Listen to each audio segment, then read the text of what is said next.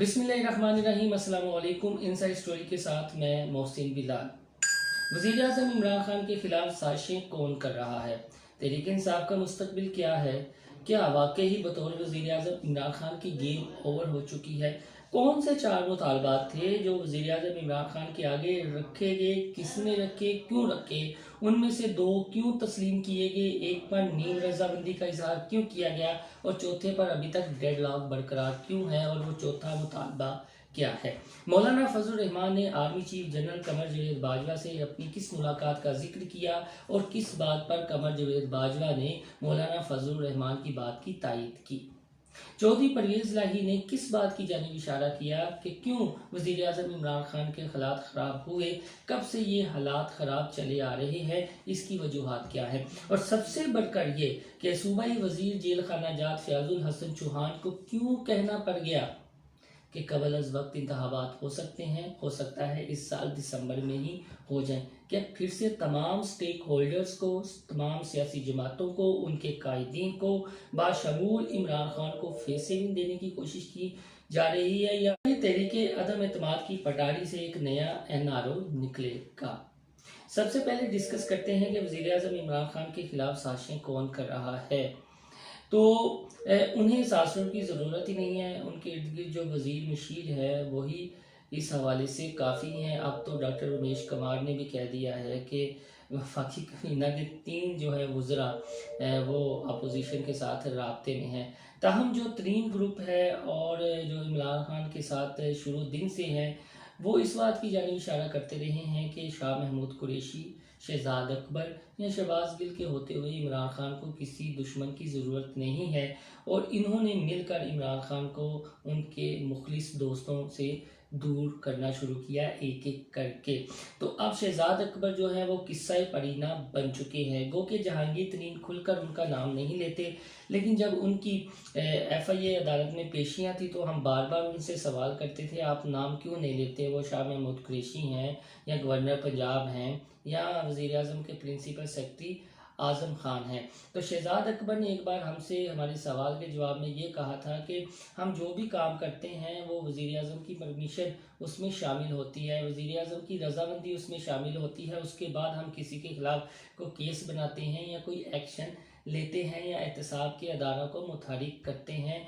वो शहजाद अकबर का ये भी कहना था कि हाँ, मैं और आज़म खान खुद से तो कुछ नहीं करते हैं। ये तो थोड़े से साजिशी अनासर थे।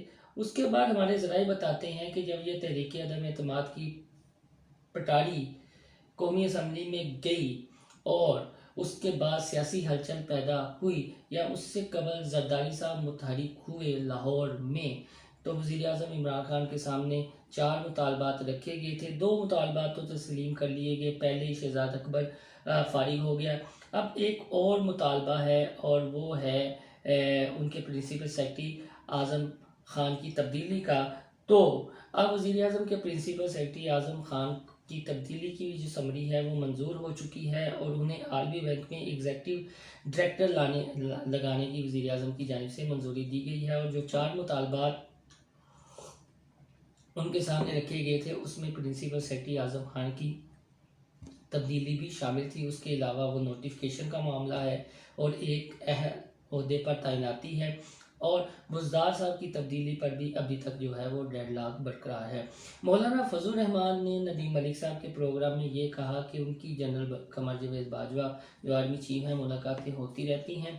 जो मुआशी बदहाली है या मुल्क के दीगर मसाइल हैं, जब उन्होंने आर्मी चीफ के सामने अपना मौक़िफ़ रखा तो आर्मी चीफ मुआशी बदहाली पर उनके मौक़िफ़ से मुतमिन दिखाई दिए, मुतफिक दिखाई दिए। और उन्होंने भी इसके अलावा चौधरी परवेज़ लाई ने नदीम मलिक साहब के प्रोग्राम में ये इंकशाफ किया कि नोटिफिकेशन के मामले पर वज़ीर आज़म इमरान खान के जो हालात हैं वो ख़राब होना शुरू हुए और उनके पास 6 माह थे, और 6 माह बहुत होते हैं अपने मामलात को दुरुस्त करने के लिए, लेकिन वो अपनी अना के बुत के नीचे से उतरे ही नहीं, जिस वजह से ये मामला रोज़ ब रोज़ बिगड़ता चला गया। चौधरी परवेज़ लाई ने बड़ी दिलचस्प बात ये भी की कि जो अदारे के मामलात हैं, हमारे सियासतदानों को या सियासी जमातों को एक लाहेमल बना लेना चाहिए, तरीक़ाकार वज़े कर लेना चाहिए कि अदारे के साथ क्यों पंगा लेना है। जो उनके मामलात हैं वो देख रहे हैं, जो सियासतदानों के मामलात हैं वो सियासतदानों को देखने चाहिए। आखिर क्या होता है कि कोई भी सियासतदान जब वज़ीर आज़म की यहाँ आला ओहदे पर विराजमान हो जाता है तो वो पंगा लेने से नहीं कतराता। तो चौधरी परवेज़ इलाही ने यही इशारा किया कि मामला ख़राब क्यों हुए। अब आते हैं फयाजुल हसन चौहान ने, जो समा के रिपोर्टर हैं टिक्का खान, उनको इंटरव्यू दिया और ये कहा कि कबल अज़ वक्त इंतखाबात हो सकते हैं। हमने बहुत पहले इंटरव्यू किया था मुस्लिम लीग ज़िया के सरबराह इजाज़ुल हक का, तो उन्होंने हमें ये कहा था कि कबल अज़ वक्त इंतखाबात हो सकते हैं और अच्छा ये है कि ऐसा हो जाए। तब ये तरीके अदम एतमाद की बाज़गश्त नहीं दे रही थी। वो बड़ी वजह ये थी कि इस वक्त सुप्रीम कोर्ट के चीफ जस्टिस हैं जस्टिस उमर अताब बंदियाल, उनके बाद जिसने आना है वो है जस्टिस काजी फाइज ईसा। सितंबर 2023 को जस्टिस काजी फाइज ईसा ने सीनियरिटी लिस्ट के मुताबिक अपने ओहदे का चार्ज संभालना है और उसके बाद नवंबर में जो है, अगर यही 5 साल पूरे होते हैं तो नवंबर 2023 में जाकर इलेक्शन होने हैं, आम इंतखाबात। तो अच्छा ये जाहिर किया जा रहा था कि जस्टिस काजी फाइज ईसा का जो मौक़िफ़ है, जो कुर्बतें हैं मुस्लिम लीग नून के साथ, तो अगर वो सितंबर में आ जाते हैं तो हो सकता है कि नवाज शरीफ की नाअहली ख़त्म कर दें, केस ख़त्म कर दिए जाए, तो लिहाजा उनकी तैनाती से पहले इंतखाबात करवा लेने चाहिए। तो ये एक प्लान बी या सी भी बनाया जा रहा है। और इस वक्त जो तरीके अदम एतमाद की पटारी है उसमें एक मंसूबा ये भी है कबल अज़ वक्त इंतखाबात का। अगर तरीके अदम एतमाद कामयाब होती है या नाकाम होती है तो उसका अगला प्रोसेस जो होगा वो कबल अज़ वक्त इंतखाबात होंगे, चाहे चौधरी परवेज़ इलाही वज़ीर आला पंजाब बन जाए और बारहा ये कहते रहें कि असम्बलियों को अपने 5 साल पूरे करने चाहिए। लेकिन जो मंसूबा असल है वो यही है कि इंतखाबात 3-4 माह पहले हो जाएं, यानी मार्च में असम्बलियाँ तहलील कर दी जाए या दिसंबर में तहलील कर दी जाएं। अगर ये फेज़ तहरीके अदम एतमाद का गुजर जाता है, इमरान खान रहते हैं या नहीं रहते, नई हुकूमत बनती है या नहीं बनती, अगर वो चूं चूं का मुरब्बा बन भी जाता है तो फिर भी कबल अज़ वक्त इंतखाबात को टाला नहीं जा सकता। फिलहाल तक की जो ये मनसूबाबंदी है वो हो चुकी है।